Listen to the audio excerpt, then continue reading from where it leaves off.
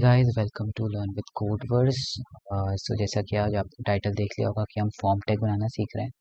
So form tag बनाने के लिए हमें नोटपैड की ज़रूरत पड़ती है, क्योंकि ये एक HTML बेस पे ही बनता है फॉर्म। सो जैसा कि मेरे पास अभी नोटपैड नहीं है, तो मैं विजुअल कोड स्टूडियो में बना रहा हूँ। आप नोटपैड में बना सकते हैं सेम चीज़ फॉलो करके। तो चलिए शुरू करते हैं। सबसे पहले हम एक फाइल क्रिएट करेंगे। फॉर्म वन के नाम से फाइल क्रिएट कर रहा हूँ और इसको आप सेव करेंगे .html एक्सटेंशन से। इससे क्या होगा कि आपकी फ़ाइल तभी रन कर पाएगी जब तक आप .html एक्सटेंशन से सेव करेंगे, तभी आपकी फ़ाइल रन करेगी, वरना आपकी फ़ाइल रन नहीं कर पाएगी। जैसा कि आपको पता है, कोई भी HTML अगर हम वेब पेज डिज़ाइन करते हैं तो वो स्टार्ट होता है HTML, उसके बाद आता है हेड, उसके बाद आता है टाइटल। टाइटल में मैं डाल देता हूँ फॉर्म। उसके बाद आता है हमारा बॉडी। बॉडी के अंदर ही सारी चीज़ें मेंशन होती हैं, मतलब वेब पेज के अंदर जितनी भी चीज़ आपको विजिबल होगी वेब पेज में, सब बॉडी के अंदर ही आएगी। तो चलिए पहले हम बॉडी में हेडिंग डालते हैं। हेडिंग के लिए आपको जैसे पता होगा H1 टैग यूज़ होता है, और उसको अंडरलाइन भी कर देंगे जिससे एलेबोरेटेड लगे थोड़ा। तो हेडिंग में डालता हूँ फॉर्म टैग। ओके, अब हम लोग क्रिएट करते हैं फॉर्म। सो मान लीजिए पहले हमें फॉर्म में नेम यूज़र से इनपुट करवाना है। सो उसके लिए हम लोग एक डिवीजन क्रिएट करेंगे। पहले तो डिवीजन के लिए होता है div टैग। उसके बाद हमें जो चीज़ शो करनी है वेब पेज में, जैसे नेम शो करना है तो column input type equals to name. क्या होता है? एक टाइप का टेक्स्ट होता है। और उसके बाद जो टेक्स्ट, मान लीजिए जो जो टेक्स्ट बॉक्स आएगा जिसमें हम नेम एंटर करेंगे, उसके अंदर हमें ऐसी चीज़ें मेंशन करनी है जिससे यूज़र को पता चले कि उसके अंदर हम क्या मेंशन करना है। जैसे मान लीजिए मैं उसके अंदर मेंशन कर रहा हूँ placeholder is equals to what is your name.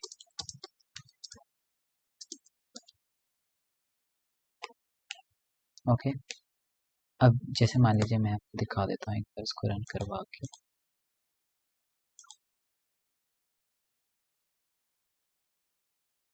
सी, जैसे मैंने इसके अंदर क्या मेंशन किया था प्लेस होल्डर के अंदर, व्हाट इज़ योर नेम। अभी यहाँ पे what is your name show कर। अब जैसे ही मैं इसके ऊपर अपना कोई भी नेम डालूंगा, जैसे मान लीजिए मैं डाल देता हूँ कोडवर्ड्स, सो वो पीछे की चीज़ है वो इनविजिबल हो जाएगी, वो हमें नहीं दिखेगी। वो सिर्फ यूज़र, मतलब जो इनपुट करेगा उसको समझाने के लिए कि आपको इसके अंदर क्या इनपुट करना है। ओके, मतलब इससे वो ईजी हो जाएगा और मतलब यूज़र को समझने के लिए। अब सेम ऐसे ही मान लीजिए जैसे मैंने div था, अब यहाँ पे मैं br टैग से इसको ब्रेक करता हूँ लाइन को, जिससे उसमें गैप आ जाए बीच में, थोड़ा अच्छा लगे टैग। फिर से एक डिवीजन क्रिएट करूँगा। अब जैसे नेम है, अब क्लास डालता हूँ, क्लास हो गई। उसके बाद इसमें भी same input type is equals to, ये भी एक टाइप का टेक्स्ट ही है, और फिर placeholder is equals to क्या डालूंगा, enter your class. Okay, division है, मैंने br टैग को फिर से इनेबल किया यहाँ पे जिससे लाइन ब्रेक हो जाए। अब वापस से एक div क्रिएट करता हूँ मैं डिवीजन टैग, और यहाँ पे अब मैं डालता हूँ नेम हो गया, क्लास हो गया, मेंशन करता हूँ सब्जेक्ट। सब्जेक्ट के लिए भी सेम चीज फॉलो होगी। Subject is equals to input type में, input type is equals to text ही आएगा, और प्लेस होल्डर में डाल सकते हैं एंटर योर सब्जेक्ट।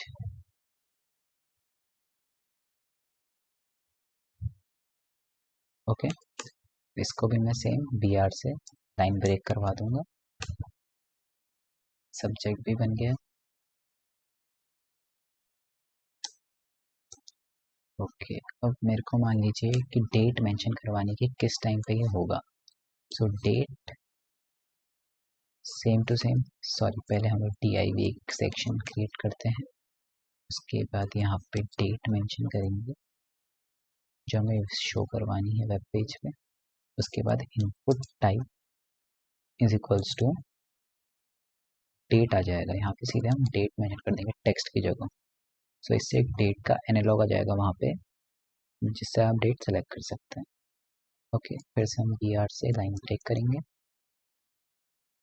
अब डेट के बाद मान लीजिए हमें जेंडर मेंशन करवाना है। सो उसके लिए भी बहुत इजी स्टेप है। जेंडर जो हमें वेब पेज में शो करना है वो लिखेंगे। उसके बाद मान लीजिए पहला जेंडर है मेल। मेल के बाद हम लिखेंगे input type is equals to radio. Radio button एक बार में एक ही चीज़ सेलेक्ट करवा सकता है, जैसे मेल फीमेल अदर्स है तो उसमें सिर्फ एक ही चीज़ सेलेक्ट होगी। Input type is equals to radio, इसको क्लोज कर दिए। सेम हम फीमेल के लिए भी करेंगे। Female is equals to input type equals to उसके लिए भी radio.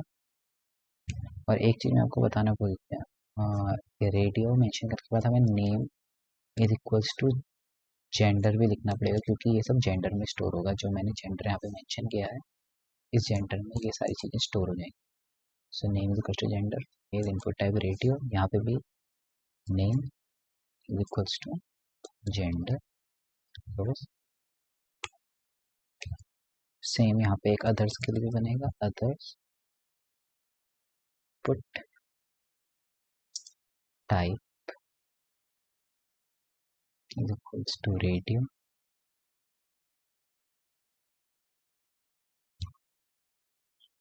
Type is equals to radio, name is equals to other. इसको मैंने क्लोज किया। जो टी भी था उसको भी मैंने पी से ब्रेक कर दिया।